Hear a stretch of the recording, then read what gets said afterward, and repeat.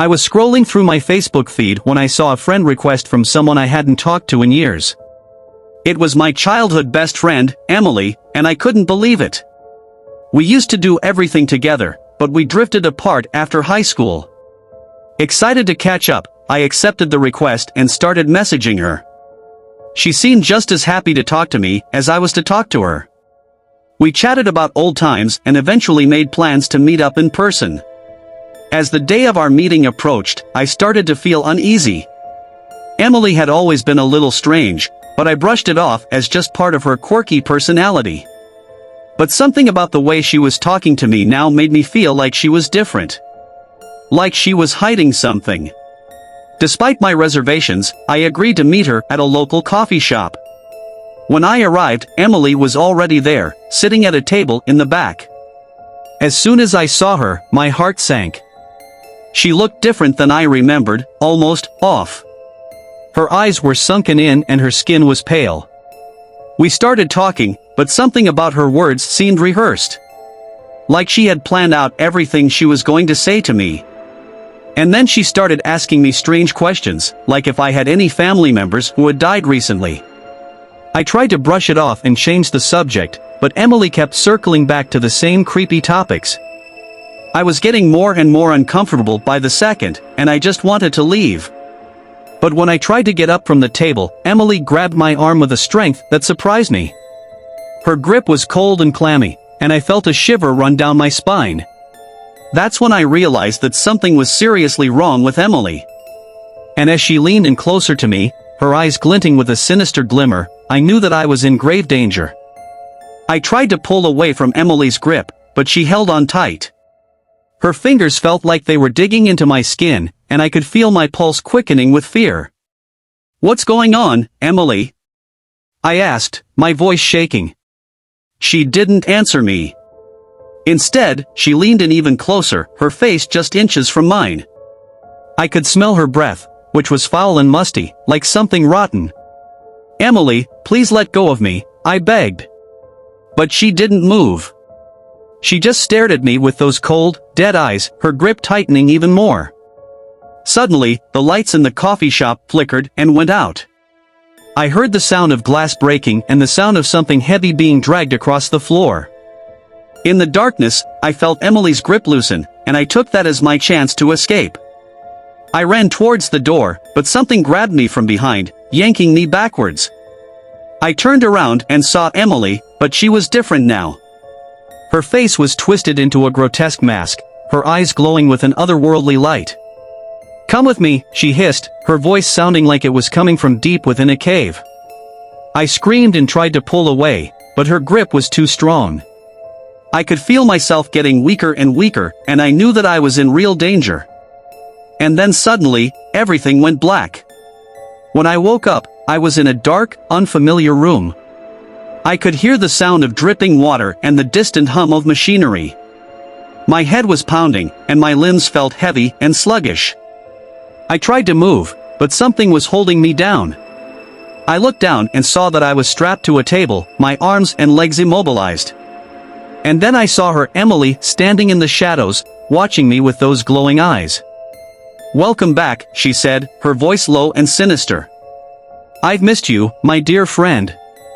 My heart was pounding in my chest as I struggled against the restraints that held me to the table. I couldn't believe that my childhood friend, Emily, had done this to me. "What's going on? Why are you doing this?" I asked, my voice shaky. Emily stepped closer to me, her eyes still glowing with that eerie light. "I've been waiting for you," she said. "Waiting for you to come back to me." "What do you mean?" I asked, my mind racing. "I haven't seen you in years. We lost touch." Emily tilted her head, her expression unreadable. "That's because they took you away from me," she said. "They locked you up, kept you hidden away. But now, you're here. With me." I felt a chill run down my spine as I realized what she was saying. Emily had been obsessed with me for years, and now she had taken me captive. "You can't do this," I said, my voice rising. "You need to let me go." But Emily just shook her head. "I can't do that," she said. "You're mine now. Forever." I struggled against the restraints, but they wouldn't budge. I was trapped, at Emily's mercy. Days turned into weeks, and weeks turned into months. I lost track of time as Emily kept me captive in that dark, cold room. She brought me food and water, but it was never enough. I was always hungry, always thirsty. And then, one day, Emily came into the room with a syringe in her hand. "I have a surprise for you," she said, a twisted smile on her face. I tried to pull away from her, but she was too strong. She injected me with the needle, and I felt a wave of dizziness wash over me. The next thing I knew, I was lying on the floor of the room, my limbs feeling weak and heavy. I tried to get up, but I couldn't. I was paralyzed. Emily loomed over me, her face contorted with glee. "You're mine now," she said, her voice echoing through the room. And then, everything went black.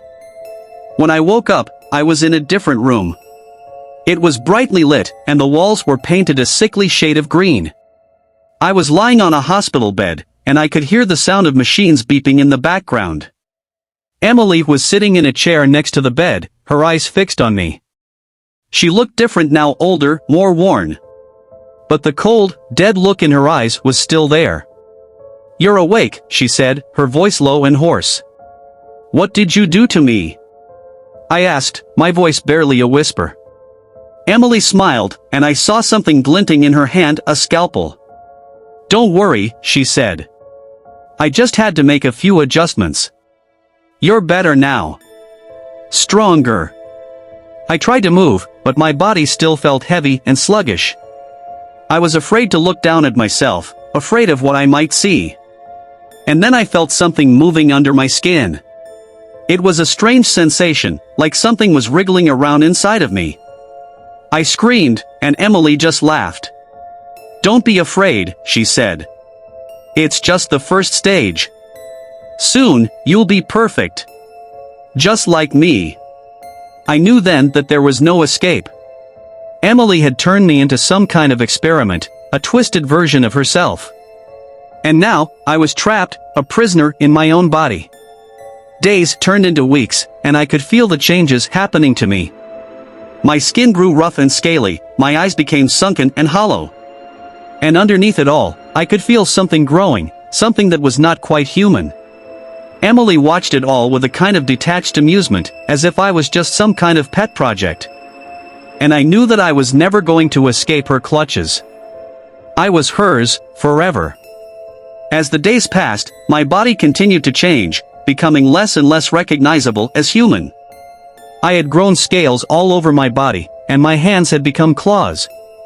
My eyes glowed with an eerie light, and my senses were sharper than they had ever been before. Emily continued to watch me with a kind of twisted fascination, her eyes never leaving me for long. And I could feel her experimenting on me, injecting me with strange substances and subjecting me to painful tests. But one day, I woke up feeling different. There was a fire burning inside of me, a rage that I had never felt before. And as I looked at Emily, I realized that I hated her. Hated her for what she had done to me, for turning me into this monster. I lunged at her, my claws slashing out. Emily tried to run, but I was faster. I grabbed her by the throat, squeezing until I could feel the bones cracking beneath my fingers. And then, something strange happened. As Emily struggled for breath, her eyes met mine, and I saw a glimmer of recognition in them. It was like she was seeing me for the first time, like she had been blinded by her obsession and could only see me as a means to an end. And then, with a final gasp, Emily went limp in my grasp. I stood there for a moment, holding her lifeless body, feeling the heat of my own anger slowly beginning to cool. I knew that I was a monster, but I could never go back to the life I had once known. But I also knew that I was free. Free from Emily's grasp, free from her twisted experiments. And as I looked down at her lifeless body, I realized that I was the one in control now. I left the room, not looking back, and disappeared into the night. I didn't know where I was going, or what I was going to do next. But one thing was certain, I was never going to let anyone control me again. As I wandered through the dark, empty streets, I couldn't help but feel like I was being watched. Every shadow seemed to hold some kind of threat, every sound seemed to echo through my bones. I knew that I was a monster now, and that people would fear me. But I couldn't go back to the life I had once known. Emily had taken that away from me, and I knew that I could never go back to being normal. As I walked, I could feel the rage inside of me growing again. It was like a wildfire, burning out of control. I knew that I needed to find a way to control it, or it would consume me. But just as I was starting to panic, I saw a light up ahead. It was a small, flickering flame, but it was enough to give me hope. I approached the light cautiously, my claws at the ready.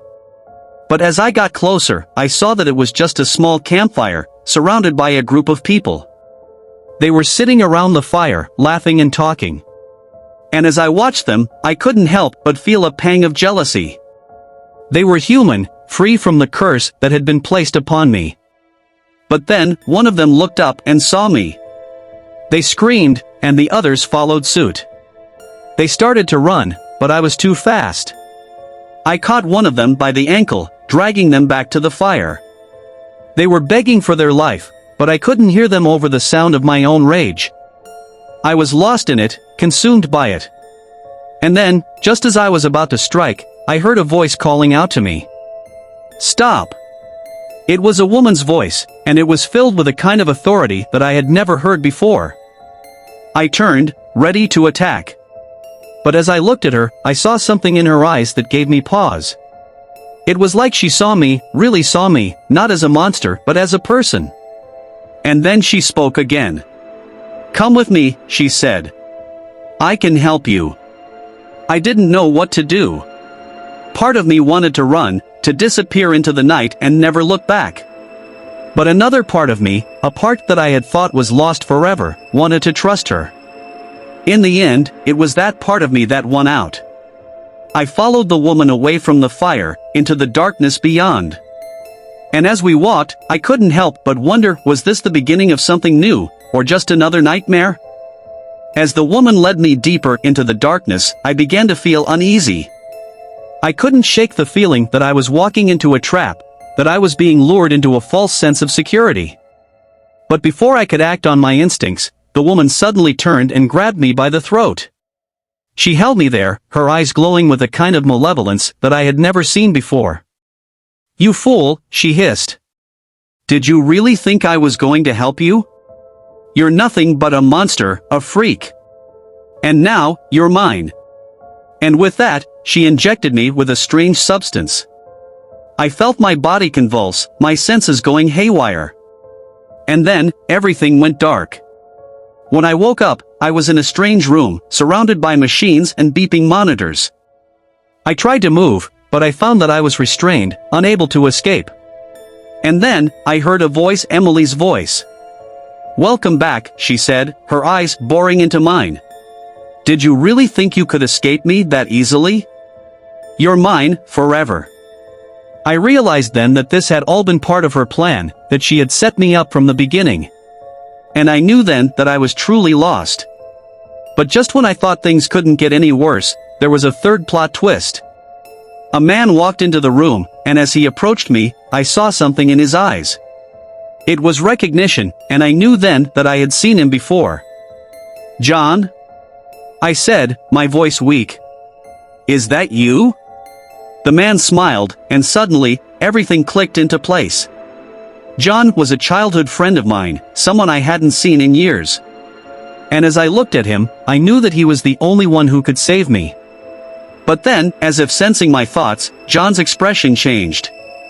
It was like a mask had fallen over his face, and I could see a glint of something dark in his eyes. "Sorry, old friend," he said, his voice cold. "But you're just another experiment. And experiments are meant to be discarded." And with that, John injected me with a final dose of the strange substance. I felt my body convulse one last time, and then everything went dark. As I lay there, lost in the darkness, I couldn't help but wonder, was this the end? Or was it just the beginning of something even more terrifying? Thanks for watching. If you enjoyed this video, please take a moment to hit the like button and consider subscribing to our channel for more great content. Your support helps us continue to create and share valuable information with you. Don't forget to click the notification bell so you never miss an upload. Thank you again for tuning in, and we'll see you in the next video.